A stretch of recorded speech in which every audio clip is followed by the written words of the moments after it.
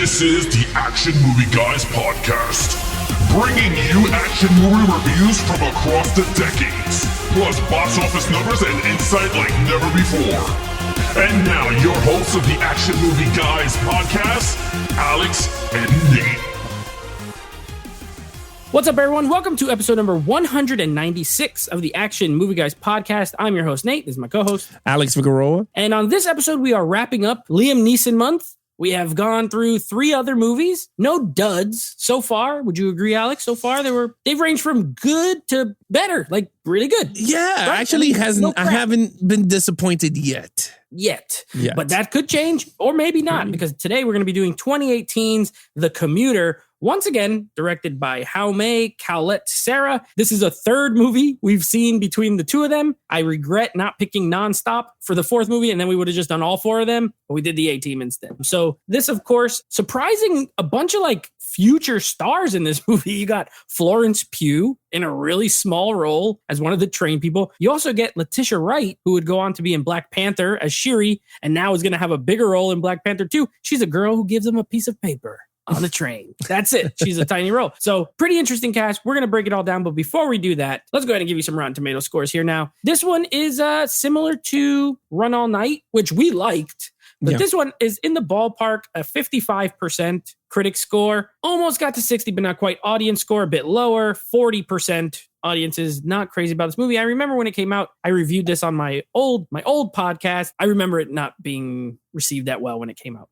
It was part of what we talked about. So it's interesting to go back and watch it now. And this is a first time watch for you, yeah? Yeah, I've never seen it. Yeah. Never seen it. So a little bit of a first time watch, a Liam Neeson movie. You already know these are dad action movies, as I like to call them. These are the ones your dad goes to Best Buy and Target the week they come out, and he buys them on DVD. This is one of those movies. Alex, you get to go first, of course, with the lead character. Now, Liam Neeson always has a name in these movies, but he's pretty much just Liam Neeson every single time with a different job. So I'm going to let you go ahead and break down Liam Neeson. Okay, so when it comes to Liam Neeson's character, to be really honest with you, it's kind of cookie cutter from every other roles, from every other movie. It's kind of the same character. Pretty much just switched occupation, switch the sub, like what happens in the movie. But I will say this movie is very, very different. He has a family, right? In this one, he has a wife and he has a kid that is going to go to college. And he has to pay for it. And then he works as a life insurance agent. I believe I got it right.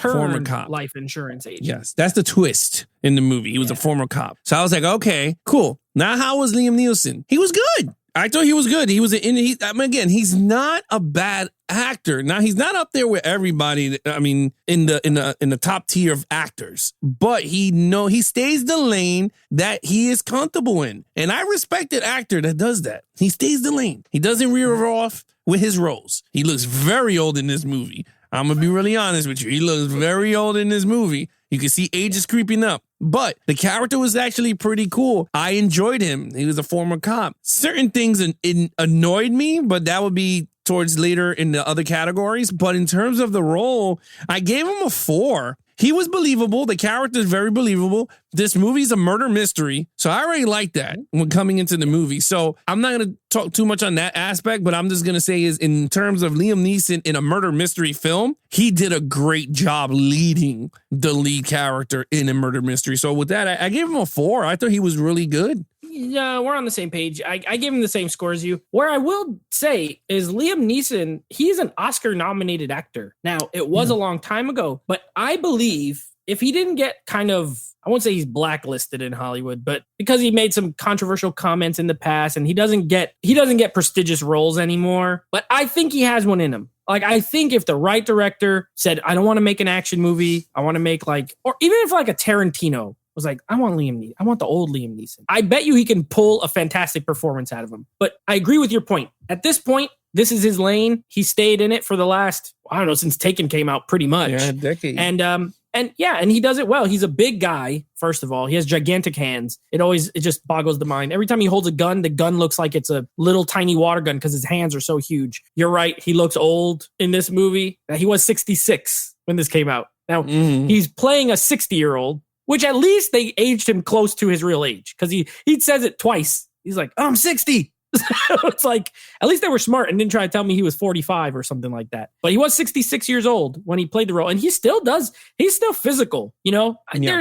He doesn't do every single stunt, but there's one or two, and I'll save it for overall with some CGI that doesn't look great. But there is one fight scene that you could tell like it's him doing most of it, and it was pretty cool. I like Liam Neeson. I don't like every movie he's in, but I usually like him. This character's good. You're right. At least he has some story to him, right? You got a wife, got a kid, struggles, financial problems, gets offered this crazy scenario, doesn't really believe it. Then he ends up taking it. Then he tries to get out of it, and then his old cop instincts kick in. And then it's like, okay, I'm with him. So I liked him. I liked the character. I thought he was good as well. I gave him a 4. All right, lead villain. Now, the lead villain is played by a guy who plays a villain a lot of times. He was just a villain in another Liam Neeson movie we did not that long ago, played by Patrick Wilson. I would say he's the main villain, but there's like villainous other people, but he's the freaking... What is that? The Conjuring is the villain. The Conjuring couple. They're pretty much both the villains. I gave it a 2. The villain. I'm gonna be honest. Why? Okay. Yeah. One, you don't see the villain at all. In the beginning of the movie, you see Vera Farmiga comes into the role. She's Joanne. Okay. Yes. She plays that character. You see her sit down, lay down the rules. She goes, I'm a psychiatrist, and let's just try a little something. And then he goes, all right, would you do the deal? Anyway, the movie takes place from there. Now, Patrick Wilson, which is her husband in the Conjuring movies, he plays his best friend, his former partner, that I'm not going to spoil it for people because this movie is a kind of a murder mystery. I don't know if people care. I don't want to spoil that whole thing, but plays his friend. But then again, I just said main villain. So that already spoiled the whole movie. Yeah. But anyway, yeah. So basically he throws him in this whole pickle, which again, you see him in the beginning and then the end, and that's it. And I'm only grading villains, and I cannot grade nothing else because at the end he does fight him.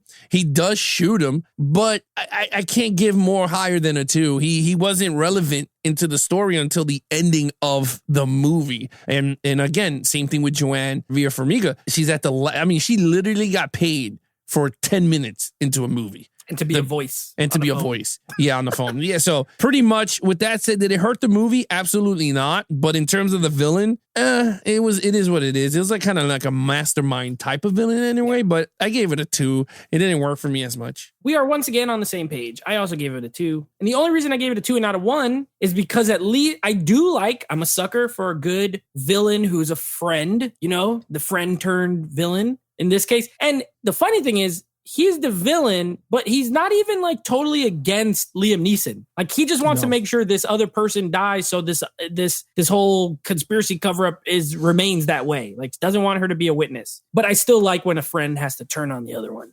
I'm a fan of it. Besides that, you're right. It's a 2. He's in one scene in the beginning, he comes back on the train at the very end, and that's it. Now Joanne, she's like a mouthpiece for like higher ups. I thought Vera Farmiga was great. I love that scene that she's in, honestly. Like, I like the way, I like her as an actress. I think she's gorgeous. And I like the way she talks. Like, I like the way she acts. So I like that scene where she's talking with him about the scenario. Like, would you do it? I don't know. It's hypothetical, whatever. And it turns out it's real. And then on the phone, she's pretty rude. When that guy gets hit by the bus, that's my favorite part. Like, I want you to look out this window. Bam! The guy gets nailed. I loved it. So, but still, it's a 2. It's a 2, but you're right. It's not that kind of movie. It's not main hero versus main adversary. It's a conspiracy, a storyline, a mystery. So it doesn't hurt it, but I'm not going to give it a high score either. It's a 2. Okay, action. Oh boy. Okay. This doesn't have much action at all. Yeah. I mean, you do get your hand-to-hand fights here and there. I mean, they are really good hand-to-hand fights. I'm not going to say they were whack. They were actually really good. I mean, when he fought the guy with the guitar, that was a really good scene. Part. Yeah. That was the best part of the movie. Now, I had to deduct some points, and I'm going to be really honest with you. I sat this with my beautiful wife, and she was like, uh-oh, here we go. When that train blew up, and he got catapulted into the other train. I knew it. I had to be the part. I'm sorry, CGI Nate. Liam Neeson gets blasted into Nate, there was some Looney Tune shit, bro. I don't know what it was bad. It was bad. I couldn't defend it. We looked at each other and I said, get the fuck out of here. I think I screamed, get the fuck out of here. Like, what did I, like, it was like not, I don't know, dude. Plausible? Impossible. Yeah. I mean, and again, coming from a dude that watches 007 and watches crazy gadgets and shit, and I'm like, oh yeah, that's cool. But this, no bueno. Like, this was just straight up, like, it did not work for me. It reminded me of Mission Impossible 1, when Tom Cruise blew up the helicopter and jumped onto the train in a little tunnel. And he's like, yeah, he's like, everybody knows that scene. yeah, he goes, red light, green light, and then he hits the bubble gum. Yeah. I did not like that scene. The CGI is god awful. Bad CGI, like bad CGI. He looks like he's just made out of spaghetti. Rubber. Yes, he looked rubbery. That scene was bad. I had to deduct a point. I said, this is not good. The second one is when he's fighting the same dude with the guitar, but the problem is that they break the glass and then he puts his head out the window. You could tell it was CGI. And his head waiting, looked it's CGI. like keeps waiting and waiting. Yeah, and then all of a sudden, yeah, that was it. And then, oh my God. The scene that so he jumped onto the train, he gets catapulted. The dude is really holding him there, and they're looking at the train coming down, and then pulls him in at the last second. And I said, no. I was like, no. Other than that, those were my two flaws in this movie, where the CGI parts was god awful. The catapulting was so useless. The train conductor that jumped over and dies for no apparent reason. Guy? Yeah. Yeah. What the heck? He's like, I always said I would die on the train or whatever. Like, you don't have to. You could jump back across. Dude, it was the worst death I think I seen in a action movie. He was a useless death. Besides the lady in Speed that went under the bus because she played stupid. She's the most all-time. She's the all-time. I gotta get up. Yeah. And she went under the bus. We found the second one. Is my man in the Commuter. The useless death scene. Yeah. All right. So I gave it a 3. I thought the scene, the action was good, but it's not a 4 or 5. But anyway, I gave it a 3.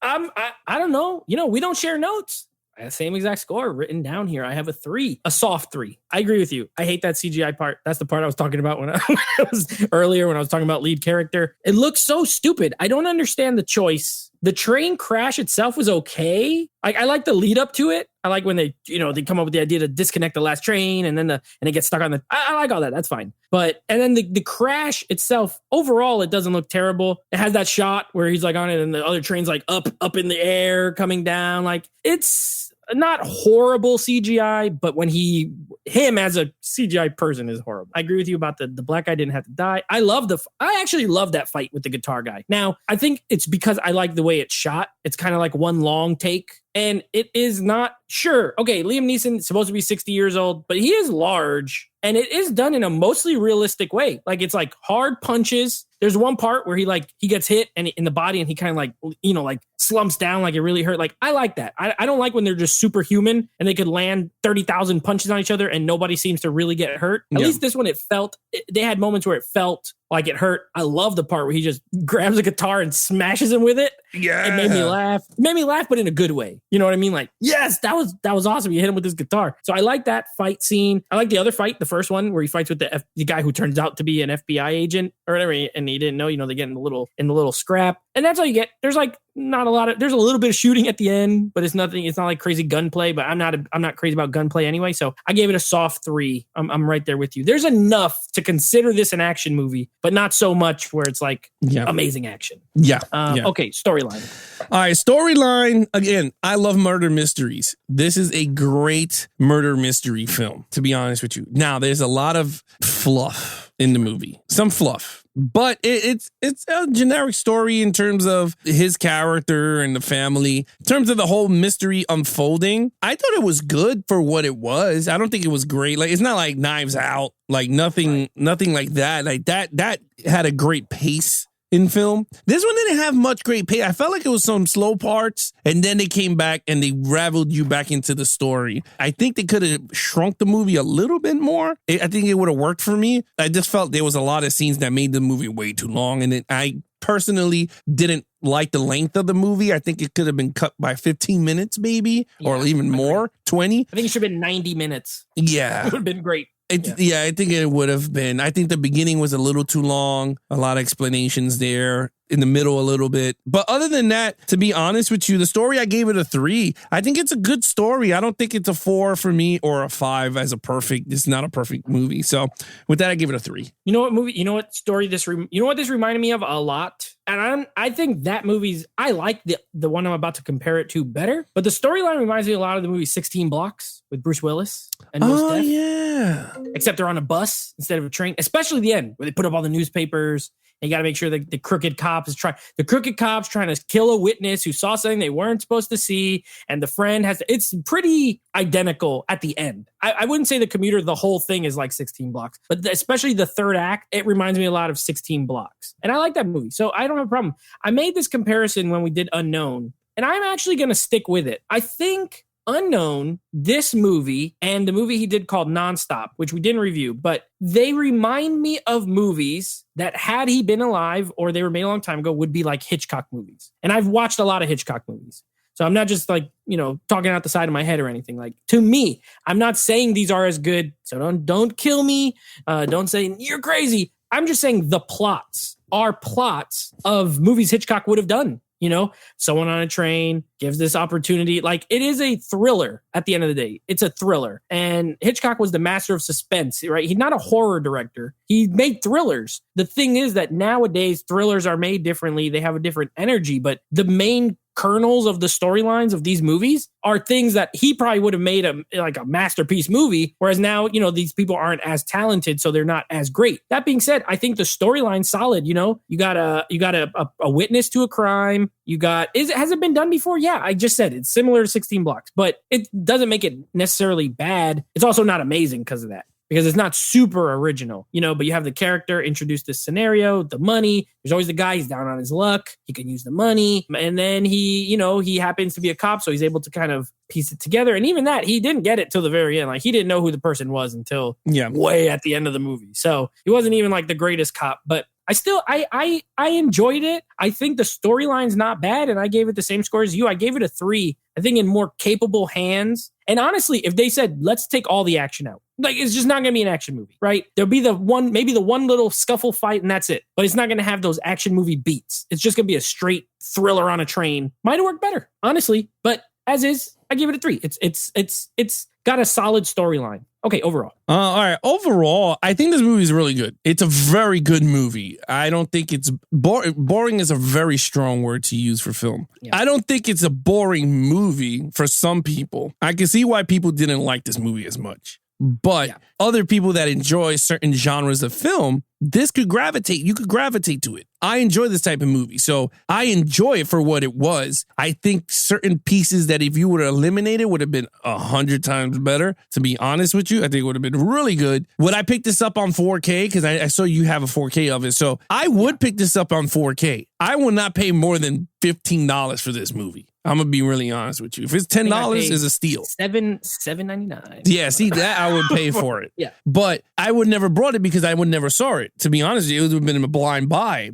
But I would have been happy with the blind buy. Now that I watched it, I do want to own it and put it in my collection, just like every other movie that we reviewed so far on the Liam Neeson. I've been buying them on the cheap, but it's a good movie. And if I would have saw this in the theater, I would have said it's a solid film. Because it's a solid film, I gave it a 3 out of 5. I think this is an actually really good movie for some people, not for other people. They would have gave it a 2 or a 1, but I think for me, and to be honest with everyone that's listening to the podcast or watching us on YouTube, give this movie a shot. You might enjoy it. It's a really good film. So I'll give it a 3. Yeah, it's funny that you said it. So this is just a little critics consensus on Rotten Tomatoes. It kind of references like what you're saying. So it says, the Commuter's cast is better than its workmanlike script, which helps make this a reasonably diverting Liam Neeson action thriller worth the price of a matinee ticket or a rental, but maybe not a full price ticket. It's kind of like you said, you won't pay $15 for it, but $6 or $7, good chilling, Saturday, it's raining out. You throw on some Neeson. Look, we had the same exact score across the board. I also gave it a 3. I don't think this is as good. I like Run All Night. I thought was excellent, like legitimately excellent. This is good. And of course we're scoring, on action. This is an action podcast. It is an action movie, but it's not a lot. I'm a fan of thrillers. So I tend to find a lot of things to like in these kind of movies, even if they're not the best. That is what keeps it from being a 4 or a 5 to me, because it's not the best, but it has enough intrigue for me that I enjoy it. I don't think it's amazing. I think I gave it a 3 as well, 6 out of 10. Like, there's more bad than good for me. But as an action movie, I could see where people might be like, this sucks as an action movie. But if you're into thrillers, if you like that genre, I think it's worth a shot. And maybe you'll still hate it, and maybe you'll like it. I don't know, but I don't think it's terrible. Either way, we should have the same total points, all right? 15 out of 25. Yeah. So 15 for both of us. I mean, literally same exact scores across the board. Yeah. I mean, a decent movie. It's a very decent movie. And so far, if we had to rank the Liam Neeson as of right now, this might be, it could be the lowest one out of the 3 that we did so far. Because we did Run All Night, right? Well, the A-Team. Oh, we did the A-Team. Unknown, that's right. Run All Night, and this. Unknown, and then the Commuter. I think Run All Night is probably my favorite one. See, the A-Team is the biggest action movie, but Run All Night has a lot of buttons that it hits right for me, because with the criminals and the cops and I like it. See, for me, it would be my number 1 would be Run All Night, A-Team, Unknown, and then Commuter. That's how I would rank them for me. I might flip flop Unknown and the Commuter, but our 1 and 2 is the same. I think that's how I would do it. Yeah. But I'm not a piece of junk. I don't think we watched a piece of junk for me. So it was a good solid month. And there's plenty of other Liam Neeson movies we're going to be doing, Taken down the line. Those are his most like kind of pure action movies, I think, besides A-Team. So we'll do that as a series watch through at some point. But what we got coming up next, of course, next week, we will be reviewing Predators. This is the Robert Rodriguez produced Nimrod. Yeah, his name is Nimrod. Antal directed it. Predators. By the way, we didn't even talk about the Commuter really quick. I mean, a crazy good cast, right? Because you got Liam Neeson, you got Vera Farmiga, Patrick Wilson, Florence Pugh, as I mentioned, who's now blowing up. Sam Neill, who I totally forgot was in this movie. Yeah. Alan Grant. Dr. Alan Grant's here. How does this guy always gets these casts that are Run All Night had a crazy cast. This got a crazy cast. Good for him. We're going to be doing some Predators, which also got a pretty good cast. That's what it reminded me of. And then, of course, it's October, Alex. So you know what that means. We will be doing some horror tinged action films. Just a quick rundown of what we're going to be doing. We got a monster, right? It's like monster demon creature action movie that we're going to be doing next week called Doom, starring Carl Urban and Dwayne "The Rock" Johnson. I have not seen that since the theater, so we'll see how that goes. A video game movie as well. I've never seen it. Never seen it. Okay, so it's got monsters. It's not a horror. It's not scary, but it's like horror tinged. And then the next week, we will be watching together, and then, of course, reviewing for the podcast, a little Dog Soldiers, which is a werewolf action movie. Then the week after that, we got a little bit of vampire action movie with a movie called From Dusk Till Dawn. I'm sure you've seen it and heard of it. And then we wrap things up with another vampire action film called Priest with Paul Bettany.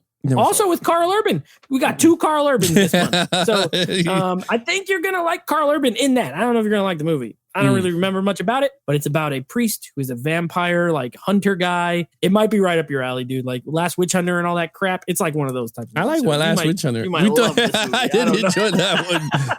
Not to lie. I remember not hating it, but we'll see. So that's the October lineup. We're going to have some creatures and monsters and mixed with action for the month of October. So stay tuned. There you have it, guys. If you want to follow us on our social media accounts, please follow Nate over on Instagram at Nateflix Reviews. Check out the podcast with him and his friends called Nateflix.